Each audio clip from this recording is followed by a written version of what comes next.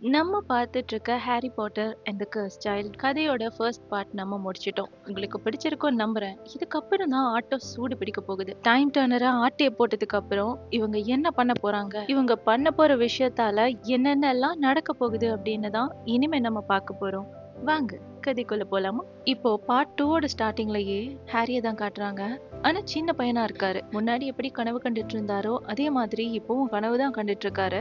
அதாவது எந்த சீன்னா திரும்பவும் டர்ஸ்லி குடும்பத்தோட அந்த தொல்லை தான். அவரு நல்லா தூங்கிட்டு இருக்காரு. திடீர்னு அவரோட அந்த குட்டி ரூமோட கதவை வந்து தட்டி எழுப்புறாங்க. அவர் அடிச்சு பிடிச்சு எழுந்து நிற்கும் போது அவங்க சொல்றாங்க, இந்த மாதிரி வீடு கிளீனாவே இல்ல, நீ எதையுமே சரியா பண்ணல, நீ ஒழுங்கா வளரலைன்னா அப்புறம் எங்களை தான் சொல்லுவாங்க, எங்க புள்ள இல்லைனாலதான் நாங்க உன்னை சரியா வளர்க்கலன்னு சொல்லுவாங்க, எங்களுக்கு இதெல்லாம் தேவையா அப்படின்ற மாதிரி திட்டிட்டு இருக்காங்க. அப்போ ஹாரி சொல்றான், நான் ஒரு கனவு கண்டேன், என் அம்மாவும் அப்பாவும் சாகுற மாதிரி ஒரு கனவு கண்டேன் அப்படின்ட்டு அவன் ரொம்பவுமே பயந்து போய் சொல்லிட்டு இருக்கான். அப்ப இவங்க வந்து அதெல்லாம் நான் எதுக்கு கண்டுக்கணும், நீ போய் உன் வேலையை பாரு அப்படின்னு சொல்லிட்டு திட்டுறாங்க. இவனும் சரின்னு சொல்லிட்டு முன்னாடி போறான். திருப்பி நிறுத்துறாங்க. ஏன் எதுக்கு உன் பேண்ட்லாம் ஈரமா இருக்கு அப்படின்ட்டு கேக்குறாங்க. பார்த்தா இந்த குட்டி ஹாரி ஒண்ணுக்கு போயிட்டான் போல. இதை பார்த்துட்டு ஆண்டி பெட்டோனாக்கு செம்ம காண்டு. ஏய், இது என்ன இப்படியா நீ இருப்ப, எவ்வளவு பெருசா வளர்ந்துட்ட, இன்னும் பெட்ல சுசு பண்ணிட்டு இருக்க நீ அப்படின்னு சொல்லிட்டு திருப்பியும் திட்டுறாங்க. அப்போ ஹாரி சொல்றான், நான் வந்து சொன்னேனே என் அம்மா அப்பா சாகுற மாதிரி கனவு கண்டேன், அப்போ ஒருத்தன் கொடூரமா இருந்தான், அவன் வந்து அடாக்கா படாக்கா நீ ஏதோ சொல்லிட்டு இருந்தான், திடீர்னு அதுல இருந்து ஒரு வெளிச்சம் வந்து என் அம்மாவும் அப்பாவும் செத்துட்டாங்க அப்படின்னு சொல்லிட்டு இருக்கான். அப்போ ஆண்டி பெட்டோனா கேக்குறாங்க, உன் அம்மா அப்பாவோட சாவு எப்படி இருந்துச்சுன்னு தெரிஞ்சு நான் என்ன பண்ண போறேன், அது எனக்கு தேவையே இல்லை, நீ பேசாம கிளம்புறியா, போய் வேலையை பாரு, உன்னை சுத்தம் பண்ணிக்கோ ஃபர்ஸ்ட் அப்படின்னு திட்டிட்டு கதவை டமார்னு சாத்திட்டு கிளம்பிடுறாங்க. அவங்க அப்படியே கதவை சாத்தவும் இந்த பக்கம் ரியாலிட்டியில ஹாரி அடிச்சு பிடிச்சி எழுந்து உட்காரவும் நேரம் சரியா இருக்கு. அப்போ ஜின்னி வந்து கேக்குறாங்க, திருப்பியும் ஏதாவது கனவு கண்டீங்களா, வால்டமோட் வந்தானா அப்படின்ற மாதிரி கேக்குறப்போ, ஆமா நான் வால்டமோட் கண்டேன், ஆனா கொஞ்ச நாளா அது வந்துகிட்டே தானே இருக்கு, அது எனக்கு பிரச்சனை கிடையாது, ஆனா நான் இப்போ கடைசியா கண்ட கனவுல ஆல்பஸ் வந்தான் அப்படின்ட்டு சொல்றாரு. அப்போ இவங்க கேக்குறாங்க, ஆல்பஸா, ஆல்பஸ் எதுக்கு அந்த கனவுக்குள்ள வந்தான் அப்படின்ட்டு கேக்குறப்போ, ஆமா எனக்கும் தெரியல, அவன் வந்து டர்ம்ஸ்ட்ராங்கோட ராப்ஸ் போட்டிருந்தான், அந்த ட்ரெஸ்ல எங்க போனான் அப்படின்னு எனக்கு தெரியல அப்படின்ட்டு ஒரு மாதிரி குழப்பமா சொல்லிட்டு இருக்காரு. டர்ம்ஸ்ட்ராங் ட்ரெஸ்னா வேற எதுவுமே இல்ல, ஹாரி பாட்டர் சீரீஸ்ல வந்துட்டு போட்டியெல்லாம் நடந்துட்டு இருக்கும் போது டான்ஸ் பண்ற மாதிரி ஒரு சீன் நடக்கும். அப்போ ஒரு ஒரு ஆளும் ஒரு ஒரு ஜோடியை கூட்டிட்டு போயிட்டு ஆடுவாங்க. அப்போ ஹெர்மைனி வந்து ஒருத்தனை சூஸ் பண்ணுவான், ஞாபகம் இருக்கா, வளர்ந்த மாடு பெருசா இருப்பானே, அவனோட ஸ்கூல் தான் அது, ஹாக்வார்ட்ஸ் மாதிரி அதுவும் ஒரு ஸ்கூல். ஆனா ஆல்பஸ் எதுக்கு சம்மந்தமே இல்லாம அந்த ஸ்கூலோட ட்ரெஸ்ஸை போட்டுட்டு இருந்தான் அப்படின்ட்டு ஹாரிக்கு புரியவே இல்லை. ஜின்னியும் ஒரு பக்கமா யோசிச்சுட்டு இருக்காங்க.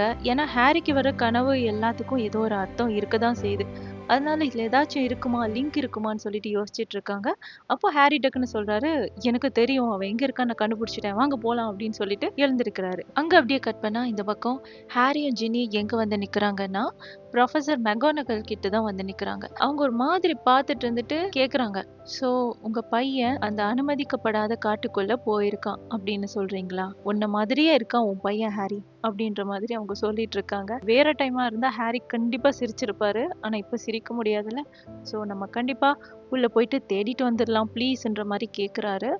அப்போ அவங்க சொல்றாங்க, நீங்க தனியா போக வேணாம், ப்ரொஃபசர் லாங் பாட்டம் கூட்டிட்டு போங்க, அவருக்கு இந்த மரப்பட்டைகள் சம்பந்தமான நாலேஜ்லாம் அதிகமா இருக்கு, அதுக்குள்ள போறப்போ அவர் கூட இருந்தா நீங்க சேஃபா இருப்பீங்க, கூட்டிட்டு போங்க அப்படின்ற மாதிரி சொல்றாங்க. அப்போ கரெக்டா அந்த இடத்துல இருக்கிற சிம்னில லைட்லாம் எரியுது. என்னன்னு பார்த்தா ஹெர்மைனி வந்திருக்காங்க. மினிஸ்டர் நீங்க இங்க என்ன பண்றீங்க அப்படின்ட்டு மெக்கானிக்கல் கேக்குறாங்க. அப்ப அவங்க சொல்றாங்க, நான் மினிஸ்டரா இருக்கலாம், ஆனா வந்துட்டு ஹாரி எனக்கு யாரோ கிடையாது, இந்த பிரச்சனையில நானும் இன்வால்வ் ஆகிதான் ஆகணும் அப்படின்றாங்க. இப்ப இவங்களுக்கு பின்னாடியே ராணும் வந்துடுறாரு. சரி நம்ம எல்லாரும் சேர்ந்து போகலாம் அப்படின்ட்டு முடிவு பண்ணிட்டு இருக்கப்போ டிராகோவும் வந்துடுறாரு. ஹாரி கேக்குறாரு, நீ என் கனவெல்லாம் நம்ப மாட்டேன்னு நினைச்சேன், பரவாயில்லையே நீ என்ன நம்பி வந்திருக்க அப்படின்ட்டு கேக்குறப்போ, நான் ஒன்னும் உன் கரும பிடிச்ச கனவை கண்டு வரல, என் பையனும் தான் காணாம போயிட்டான், நீ அடிக்கடி மறந்து போற, அந்த ஒரே காரணத்துக்காக தான் நான் வந்திருக்கேன், வா போயிட்டு தேடலாம் அப்படின்ட்டு அவரும் அதுல ஜாயின் பண்ணிக்கிறாரு. அங்க அப்படியே கட் பண்ணா இந்த பக்கம் டெல்ஃபி இருக்கால, அவ வந்து ஆல்பஸ்க்கு 1-2 மந்திரங்கள் சொல்லி கொடுத்துட்டு இருக்கா. ஏன்னா வந்து இவங்க பண்ண போற பயணம் அது வந்து ரொம்பவுமே கஷ்டமான ஒண்ணு. அப்போ 1-2 விஷயம் ஆல்பஸ்க்கு கண்டிப்பா தெரிஞ்சிருக்கணும், அது தெரியலன்னா அவன் டைம்குள்ளேயே மாட்டிக்குவான், அதனால கொஞ்சம் கொஞ்சம் சொல்லி கொடுத்துட்டு இருக்கா. அப்போ அந்த இடத்துக்கு ஸ்கார்பியஸ் வரான். அவனுக்கு லைட்டா பொறாமையா இருக்கு. என்ன எல்லா பொண்ணுங்களும் இவன்கிட்டயே போய் பேசிட்டு இருக்காங்க அப்படின்ட்டு.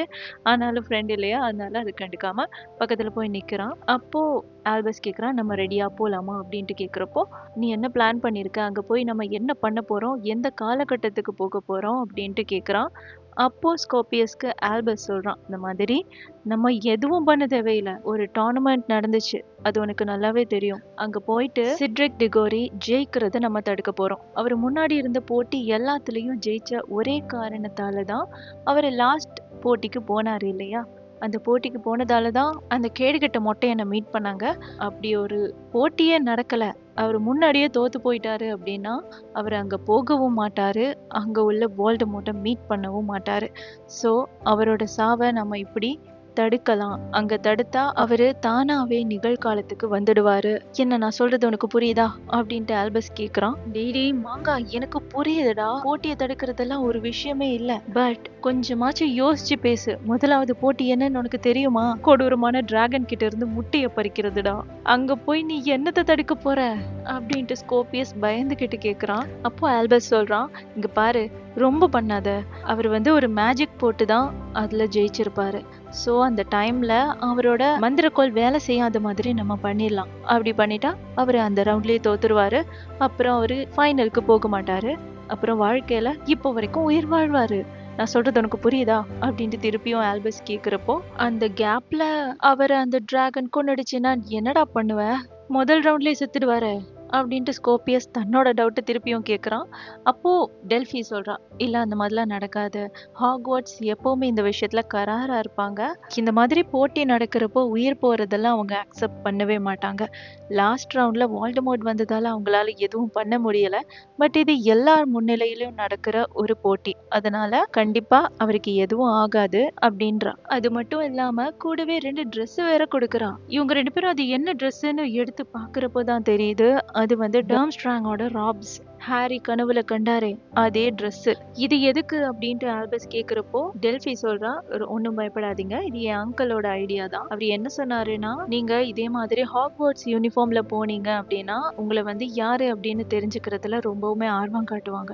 அது மட்டும் இல்லாம நீங்க நியூ எடிஷன் ட்ரெஸ் வேற போட்டிருக்கீங்க. அந்த டைம் லைன்ல பாத்தீங்கன்னா ஹாக்வர்ட்ஸ்ல இந்த மாதிரி எடிஷன் உள்ள ட்ரெஸ் அவங்க அப்போ தயாரிக்கவே இல்லை. அப்படி பார்க்கும்போது இது என்ன அப்படின்ட்டு எல்லாரோட பார்வையும் உங்க மேல விழறதுக்கான வாய்ப்புகள் இருக்கு. அதனால இதை எடுத்து போட்டுக்கோங்க. இந்த டர்ம்ஸ்ட்ராங்கும் வேற யாரும் இல்ல, ஹாக்வர்ட்ஸ் மாதிரி இன்னொரு ஸ்கூல் தான். அவங்களும் அங்க இருப்பாங்க. சோ அவங்க ஸ்கூல்ல யாரோ ஒருத்தர் அப்படின்ட்டு உங்களை பெருசா கண்டுக்க மாட்டாங்க. நீங்க இதை போட்டுக்கோங்க அப்படின்னு சொல்லிட்டு கொடுக்குறா.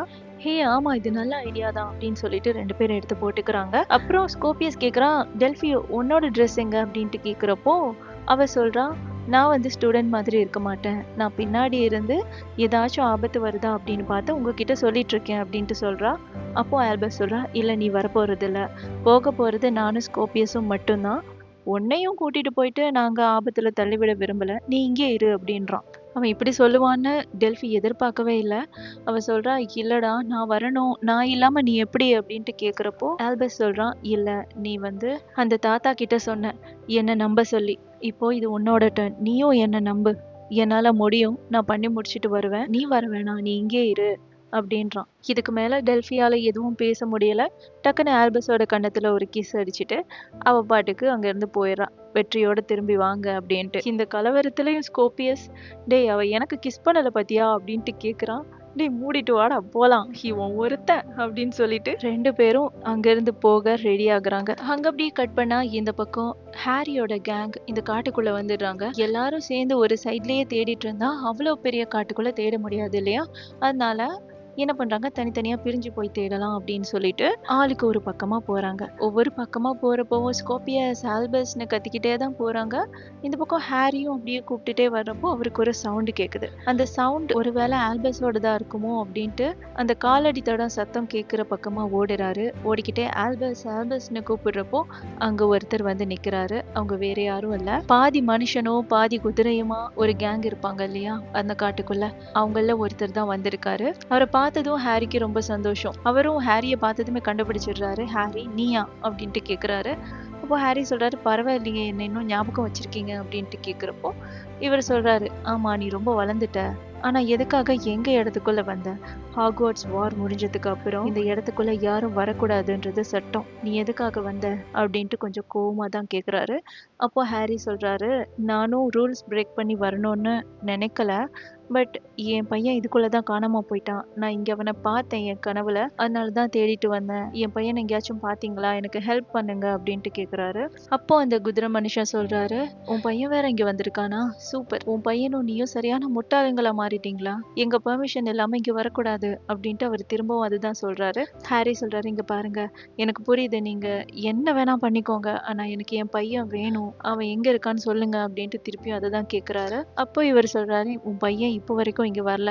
ஆனா ஒரு விஷயத்த மட்டும் நல்லா தெரிஞ்சுக்கோ. உன் பையனை சுத்தி பெரிய ஒரு கருப்பு புகை சூழ்ந்து இருக்கு. உன் பையனை நீ இப்போ கண்டுபிடிக்கலன்னா இனி லைஃப் லாங் அவனை எப்பவுமே கண்டுபிடிக்க முடியாது. உன் பையனை மறந்துரு அப்படின்னு சொல்லிட்டு அவர் அங்கிருந்து ஒரு பாட்டுக்கு போயிடுறாரு. இதை கேட்டுட்டு ஹாரிக்கு ஒரு மாதிரி ஆயிடுது. என்ன எப்பவுமே கிடைக்க மாட்டானா? அப்ப செத்துருவானா அப்படின்னு பயந்து திருப்பியும் ஆல்பஸ் ஆல்பஸ்னு கத்திக்கிட்டு பைத்தியம் பிடிச்ச மாதிரி அந்த காட்டுக்குள்ளேயே ஓடுறாரு. அதோட அந்த சாப்டர் முடியுது. இதுக்கப்புறம் என்னெல்லாம் ஆக போகுது அப்படின்னு அடுத்த சாப்டர்ல பார்க்கலாம்.